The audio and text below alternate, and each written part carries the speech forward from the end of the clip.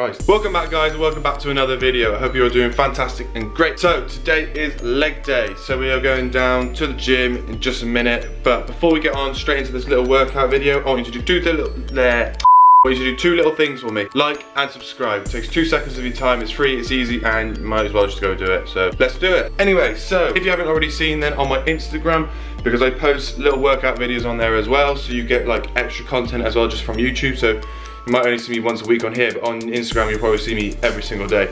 So if you haven't seen that, then you're not following me. So go down, link in the description, also on screen now. Go down and follow me there, and then we can crack on with this video. Awesome. Right, now you've done that. So like I said, it's leg day. Without further ado, I'm gonna go and quickly take my morning supplement creatine, like shot. Gonna drink that, then we're gonna go down to the gym and hit some nasty legs. So without further ado, I'll catch you on with that.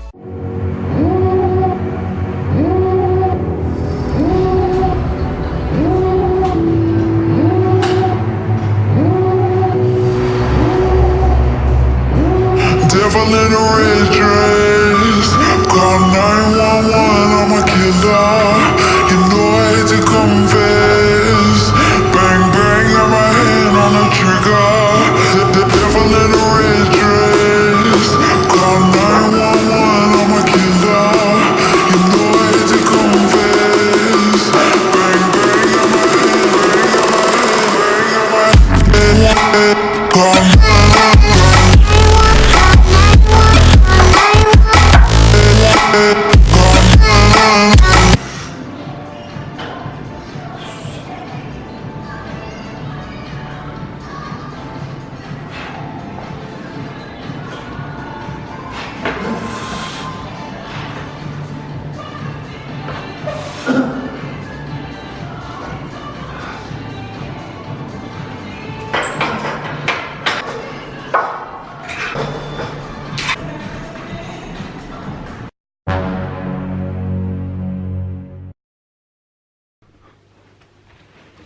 Alright, I think that'll do for an angle.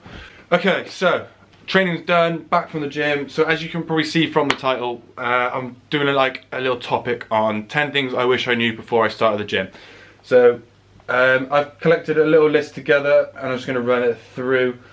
So I started probably training about 3 years ago, and these are sort of tips like I've learned as becoming a personal trainer, things like that really benefit, which you should get from the start of your training. So this is trying to give me information and value to you guys, so you can sort of, for the new starters that are trying to learn up into coming into the gym and like working on bodybuilding, strength, no matter what sort of exercise you're doing, these tips are going to be valued to you. So I would recommend you start with these, and you'll see that numbers will increase and your training will dramatically improve. So moving on, number one, so learn to move properly first. So what do I mean by that? This is like things like mobility, your technique and form. So for any exercise, I'm going to recommend you work on your compound movements, so your bench, your squat, your dead. But it'd be best that you get your technique and your form first correctly. Strength, a lot of people walk into the gym and they want to hit big numbers. You want to hit that 100 kg deadlift and squat and bench no matter what. So to get there, first work on your technique, because if you have technique nailed down, strength will work so much faster. Once you have the technique nailed, your lifts actually become more structured, you will become less injury prone, you'll avoid any sort of injury later down the line because your technique is nailed. Don't worry about going in with massive numbers and you want to be the biggest guy in the room, because theoretically you're gonna have to work up at different styles of programming, like strength training, hypertrophy training, fat loss. There's different styles you can go down the route, but technique is your first foundation base. Number two, so consistency. Consistency is probably the biggest, like other than form, is you've got to be consistent. So no matter how many times a week, you've got to keep to that schedule, because your regime, your body will get used to that amount of training, and you have to structure, you have to be organized. Because if you say 1 week you're going to go once a week, then the next week you've gone 2, then it's not going to do your body any good, because there's no structure, there's no pattern to your training. Consistency has to be everything with your training, your diet, healthy. So you have to literally combine everything as one. You have to be consistent in order to change your body transformations, whatever your goal is. consistency is your main key. Number 3, so supplements. So this is quite a big hot topic at the moment because a lot of people seem to think that different supplements, things like, well, creatine is an actual health beneficial one, but things like there's different tablets you can take, so vitamins, glycogen, monohydrates, things like that, that really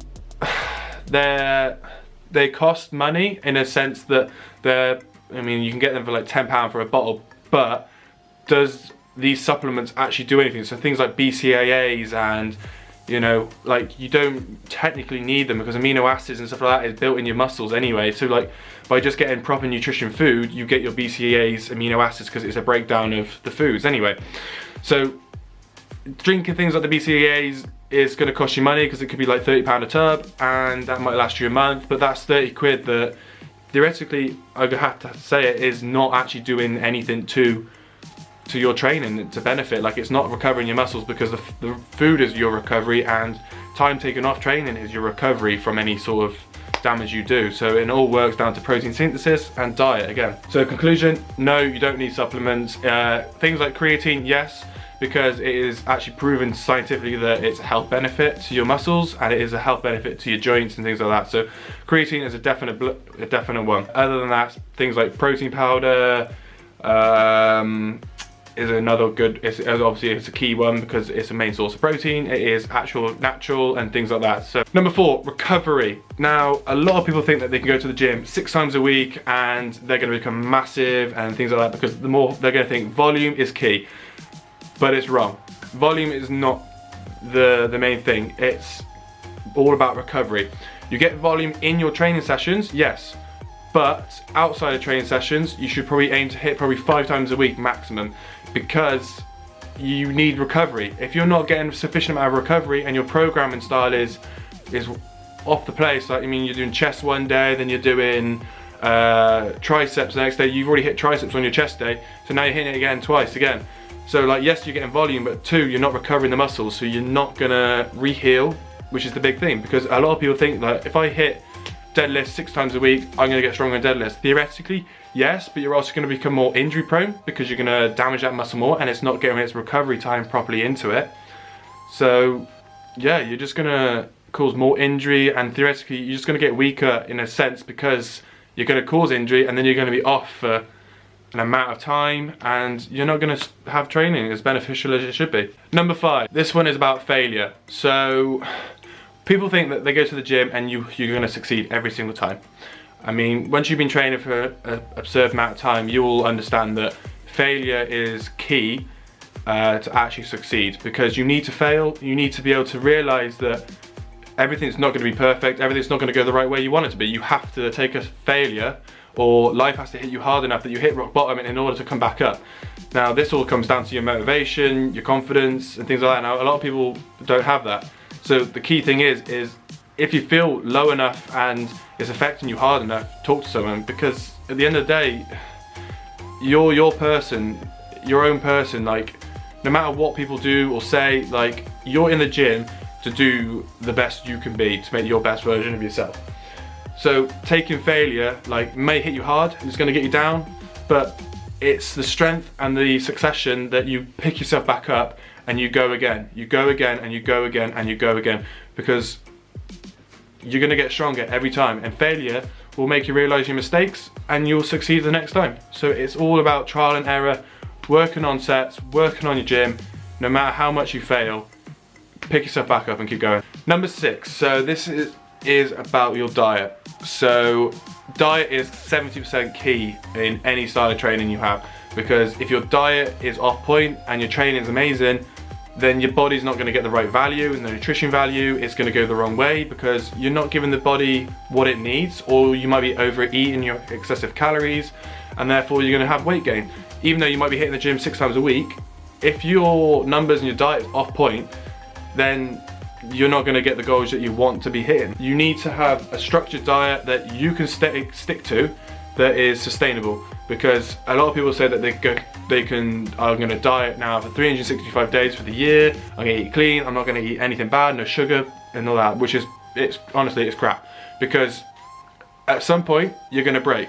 you're gonna get sugar cravings. We're all human. You're gonna have that craving for pizza or that bit of alcohol, whatever. But the moment you're dieting for so long, you're gonna crack and you're gonna binge and you're gonna go excessively into it, and then you're not gonna be able to stop because you're gonna love it again. So you have to find a sustainable diet in order to keep yourself sane, but also in track of your results to make sure that you go the right way. So number 7 is volume in workout. What do I mean by the volume in workouts? So as we touched before earlier, volume in the workouts is, it all comes down to your types of goals and results that you want. So there's a specific amount of volume you need to hit in a workout in order to get specific goals. I mean, there's different rep ranges, there is different amount of energy exertions of RPMs, RPEs, things like that, which is probably going to sound like waffle to you guys, but being a PT and things like that, you learn a lot of stuff. There's different systems that you take and different methods of training that combine that get your results. Things that I wish I learned beforehand was, what was my main goal? You have to make it achievable, but you have to make it as realistic as possible, because if you go and say that in the next month I'm going to lose 16 stone, you are killing yourself, because it is not physically, humanly possible or healthy in any single way. So you have to be realistic with your targets, set it up as a monthly thing, so you can review yourself. You can go, okay, this month I'm going to say that I want to increase my deadlift by 5 kg or 10 kg, which is a realistic target. Now, going back to that volume, you have to make sure that you have your correct procedure of training to hit that target. So by meaning, like, it's just simple, well, it's not simple, you can see things online or talk to someone in the gym, ask a PT, anything that, you know, that will give you information that, you know, most people aren't going to be scared. Well, most people are scared to come and talk to you. Just ask. So this leads on to number 8. Just ask if you need help. Why? Because you're not going to learn things if you don't ask for help. And it's okay to ask for help. People out there want to help people. Like for me, I want to help you guys learn as much as you can, learn information, and become a better person for yourself, like I had to do. Like I went through like 3 years of me hardcore graph learning, of trying to get my body in the best physique as I possibly could, and it's a long game. And you know, if you're in the gym and you're not sure if your technique is right, or you're not sure about your diet is right, or if your structure of program is correct, like you've seen online, but some people have misled you for information, just ask someone, ask anybody, ask a PT, ask someone that's in the professional sport that will be willing to help you. Like, there's everyone out there to help, and it's all like, with the gym, like, it can be scary, there's anxiety, but at the end of the day, it's a community to help each other, because we're all there for a reason. We're all there to change our bodies, we're all there to change our lives.